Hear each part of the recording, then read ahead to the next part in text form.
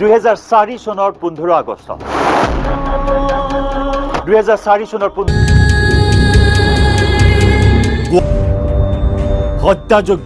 হত্যাযোগ্য পাতিছিল আলফাই। সেই সময়ত আলফাই সংঘটিত কৰা সেই বোমা বিস্ফোৰণৰ দায়িত্ব সুদীৰ্ঘ 5 বছৰৰ মূৰত স্বীকাৰ কৰিছিল বৰ্তমান আলফা স্বাধীন তেতিয়া আলফাৰ মুখ্য সেনাধ্যক্ষ পৰেশ বৰুৱাই।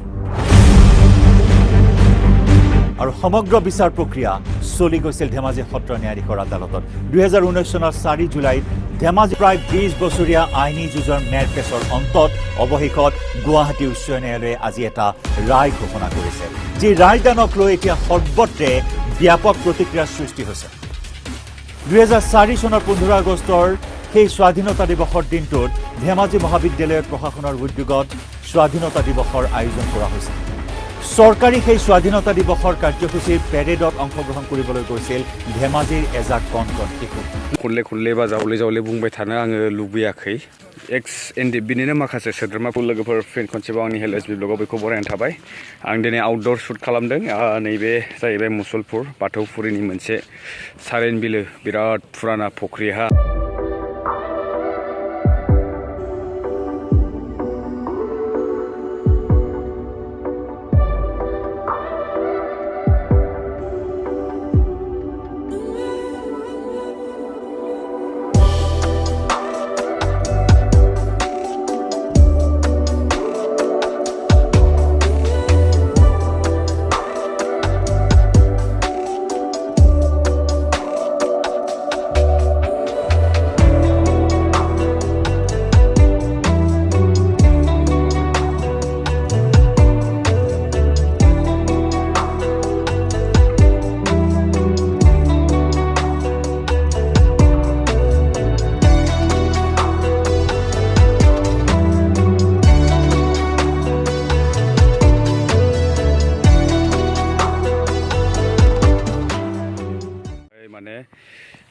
मथा-मथि गोबां रायजोफोरनि गेजेराव बे फख्रिखौ बानायनाय जादों। फिसारि बियो, बेयाव ना फिसियो। बेनिफ्राय बे फख्रिनिफ्राय बिथांमोना बोसोरै माने खनसे ज'है माखासे खेला बायदिसिनाबो बादायलायनाय होयो होनना बुंनाय खोनादों। स' बेबायदिनो रंजा बाजायै थारमाने बोसोराव खनसे ना गुरनो फैयो, बाव नाखौ हमो, ओमफ्राय गामि न'खर बिदि नाखौ राननानै जायो आरो। स' नायनो हायो नै जोबोद गुवारखा। सारेन बिलो होननानै बुङो। एकदम जोंनि डिस्ट्रिक्ट कर्टनि अपोजिट साइडआव दङ, लामानि ओरैजाय। स' आं दा बाव दंफैयो, ओरैनो हें आउट खालामनो फैदों दसे, ओमफ्राय माखासे कमेन्ट्सफोरनि रिप्लाइखौबो होनो सानदोंमोन आं। दा बर्थमान आंनाव बेलेग डिभाइस गैया, आं फरायना होनो हानाय नंला। अब्लाबो बेनि गेजेरावनो माखासे पइन्ट्सफोरखौ बुंनो सानदों आङो। जेरै खायसेया बुंहरदों 17 बोसोराव नोंसोर मानो बेबायदि खालामना लानो हायासै होनना बुंदों। 17 बोसोरनि खोथा नङा फंबाय, जायनिखि बिदि कमेन्ट्स खालामदों। जोङो 17 बोसोरनि खोथाखौ बुंला बाव, मानोना 17 बोसोराव मा जादों मा जायाखै बेखौ रायजो राजा नोंथांमोना बयबो रोखा मोनथिखागौ। आं बेखौ खनले बा जावले बुंबाय थानो आङो लुबैयाखै। बुंब्लाथाय खोथाया गरम जायो आरो सोरनिबा साइडजों बुंनाय बायदि होनानै मानसिफ्रा कमेन्ट्स खालामहरो। स' आं निउट्रेल हिसाबैसो आं बुंदों खोथाखौ। 17 बोसोराव जों मा नुदों मा नुवाखै जों बयबो मिथिखागौ। स' बेखौ खनले बुंनो गोनां दरखार गैया। 17 बोसोराव आङो ओरैनो सर्ट बुंनो सानदों। 17 बोसोराव जोङो 4 जिल्ला मोनदों। 4 जिल्लानि मावख' आरो थिग बेबायदिनो डिस्ट्रिक्ट कर्टस बायदिसिना 4 जिल्लायाव बे जागोन। अबावबा जाबाय, अबावबा जायाखै। बेनिफ्राय गोबां कलेजेस मोनबाय। क'क्राझारफोराव जोङो CIT आरो इउनिभारसिटिस, हस्पिटाल्स, केन्सार हस्पिटाल्स, बेनिफ्राय माखासे पलिटेकनिक इन्स्टिटिउट्स, बेफोरबायदि मेरला दङ। सानबाबो सानख'नो हाया। आरो गोबां माने रिमोट प्लेसेसफोरावहाय जोंना रड कानेक्टिभिटि, ब्लेक टपिं रड्स, ओमफ्राय ब्लक रड्स, स' बिदि माखासे रड्स दङ, ग्रामिन रड्सफोर दङ। स' बेबायदि दालांफोर दङ, ब्रिजेसफोर दङ। आरो गोबां माने मानसिफोरनो माने गावनि जिउ खुंलांनो थाखाय फिसा फेनला साख्रिफोरखौबो होनायखौ जों नुनो मोनदों बै समफोरावहाय। स' बेबायदि गोबां दङ। आङो दा बेफोरखौ बुंला, जेन' हक नोंथांमोना मिथिखागौ।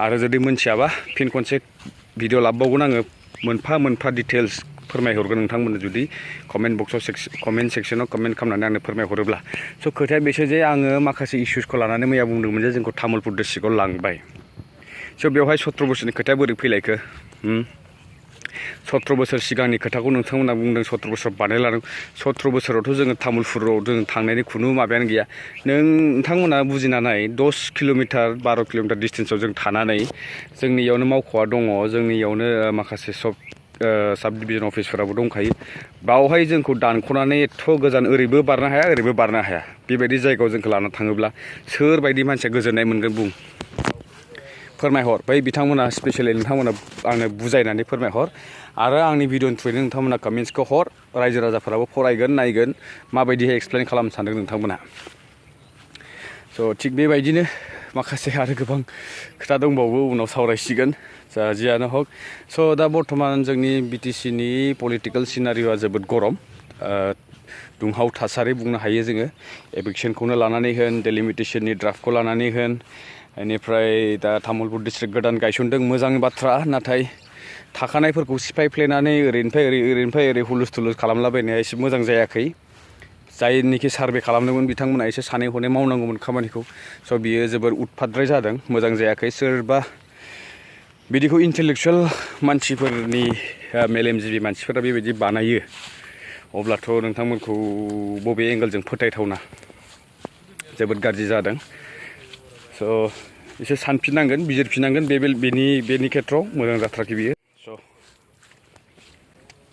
आरो गोबां दंबावो निउसफोर जेनेबा बुंना ला जोंनि धेमाजियावहाय 2003 ना 4आवहाय माखासे स्कुलनि सात्रफोरखौहाय बम ब्लास्ट खालामनाय जादोंमोननो स' बिथांमोननोबो बेबायदिनो माखासे लाइफ इनप्रिजनमेन्ट आरो सोरनोबा गोलाव समनि साजा बेबायदि डिक्लेयार होदोंमोन बै समाव नाथाय फैनानै दिनैनि समाव बिथांमोनखौ उदां अख्राङाव दिहुननानै होबाय बिथांमोना फ्रि जाबाय बिथांमोनाव एख' केस गैलानो नाथाय जोंना एथ' मोनसे हिस्ट'रिक एग्रिमेन्ट जाखांनायनि उनावबो जोंनि NDFB बिथांमोना फाउन्डार चिफ डक्टर रन्जन दैमारि Dr.Nabla सार बिथांखौ दासिमबो रिलिज खालामनायनि बेखौ बेबस्था लानायखौ जों नुनो मोनाखै सरकारनि फारसे अथ'स' एक्स NDFBनिनो माखासे सोद्रोमाफोरा दैदेनगिरिफोरा सरकारजों माखासे बिबानाव दङ सरकारनिजों लोगोसे थाफाना खामानि मावो बिथांमोनाबो दिनै एसेबो